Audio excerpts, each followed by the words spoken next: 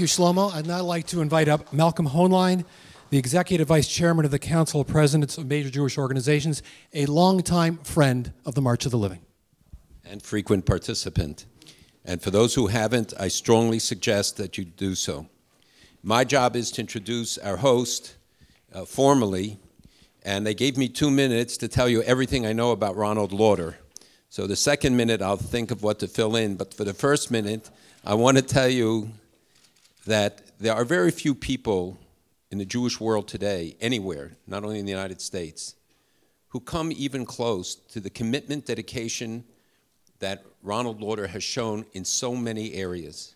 Clearly, as chairman of the Conference of Presidents, president of World Jewish Congress, JNF, and many other things, he's had formal roles.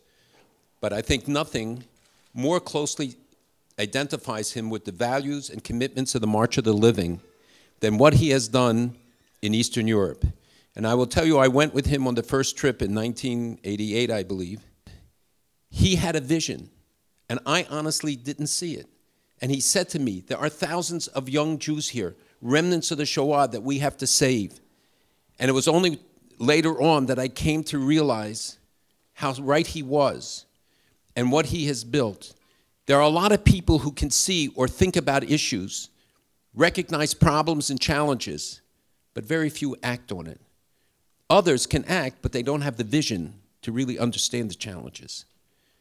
In this week's Torah reading, we read about God saying to Moses, tell the Jewish people, Daber b'nei Yisrael v'yisou, tell them to lift themselves up. And the Medrash says, he's telling them, he said, look, I've done all these miracles for you. Ein hadavar tali bi, it doesn't rest with me anymore, but with you. Now it's your responsibility. And it wasn't until Nachshon made the step into the sea that God made the miracle, the splitting of the Red Sea. Because he was waiting for that leap of faith. He was waiting for somebody to stand up and do it, act, show the commitment and the act of faith. Ronald Lauder stepped into East Europe when nobody else would. He created educational institutions. He redeemed the last victims of the Shoah.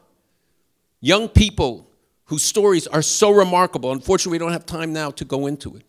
But he had a vision, and he acted on it, and he took that leap of faith that has brought thousands and thousands of young Jews. And we recently saw a book just of the young couples who emerged by virtue of their participation in the programs, the yeshiva in Berlin or the schools all over East Europe. In addition, he was responsible for helping to preserve Auschwitz and putting the money there to make sure. We live in an age of forgetfulness. It makes remembrance all the more important.